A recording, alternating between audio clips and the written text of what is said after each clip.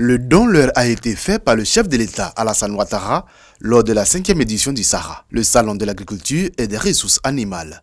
Les acteurs des filières maïs, riz, coton et oignons ont effectivement reçu 20 tracteurs flambant neufs.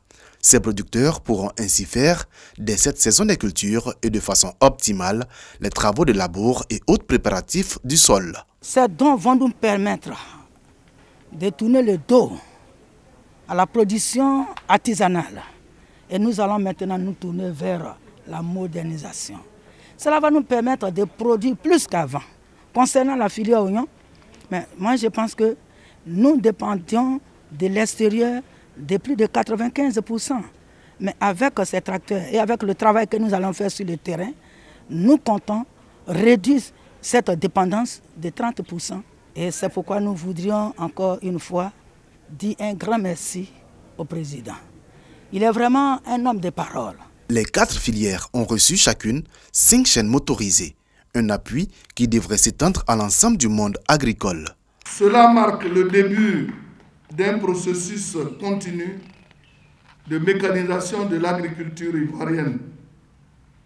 Ainsi, après vous, d'autres filières, des centres de formation agricole, des structures d'encadrement qui accompagnent les agriculteurs et des communautés rurales recevront également des tracteurs dans le cadre de la modernisation de notre agriculture à grande échelle. C'est une preuve de plus de l'attachement profond du président de la République au secteur agricole dont vous êtes les principaux acteurs. Outre l'accompagnement technique qui sera accordé aux utilisateurs de ce matériel pendant une année entière, il est également prévu une formation des conducteurs de ces tracteurs.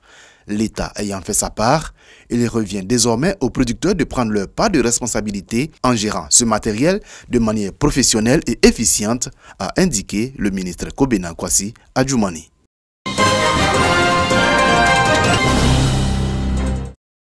L'heure est à la sensibilisation dans les rues du village d'Anoumambo, dans la commune de Makori, autour de la problématique de la pandémie du coronavirus. La chefferie du village entend ainsi accentuer les actions engagées par le gouvernement et la mairie de Makori afin de stopper la progression de la maladie. Au devant de ces actions, le nouveau chef du village, Vri Amotoma, et sa notabilité. Dès maintenant, nous avons pris le taureau par les cornes. C'est pourtant ce jour.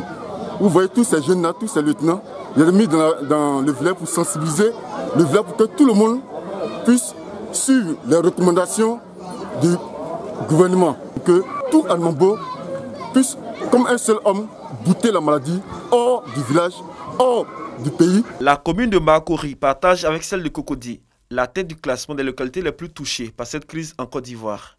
Face à ce constat, les autorités coutumières d'Anoumambo ont joint à cette campagne de sensibilisation des opérations de désinfection des espaces publics et des sites insalubres. La chefferie d'Anoumambo veut faire de cette opération le point de départ d'une vaste campagne de sensibilisation au respect des gestes barrières, notamment le port des cache-nez et le lavage régulier des mains. Pour ce faire, une brigade de bénévoles a été mise sur pied afin d'appuyer les actions à venir. 8 millions de francs CFA. C'est le montant de ces vivres et non-vivres composés essentiellement de riz, d'huile et de lait, destinés à des familles modestes vivant dans la commune d'Adjamé. C'est un don de la FAGC, la Fédération des Alliances au Grand Cœur, pour soutenir l'élan de solidarité en ces périodes de crise sanitaire. C'est une manière pour nous d'aider l'État de Côte d'Ivoire à lutter contre le coronavirus et à soutenir les sœurs.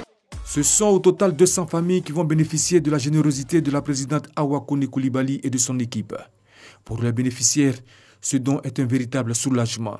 L'émotion est tellement grande que nous n'avons rien à dire. Toutes les femmes ici sont heureuses. On remercie le bon Dieu, c'est lui qui nous a permis d'être ici aujourd'hui. Et en même temps, dit merci à tout le monde. Cette cérémonie de remise de dons était également le lancement officiel des activités de la FAGC créée en 2019. Une double cérémonie rehaussée de la présence de personnalités au nombre desquelles Ousmane Coulibaly, directeur du guichet unique du foncier Ibrahim Kamagaté, 4e adjoint au maire d'Adjamé, et Nabi Touré, président de la fondation Adja Nabiton Sissé.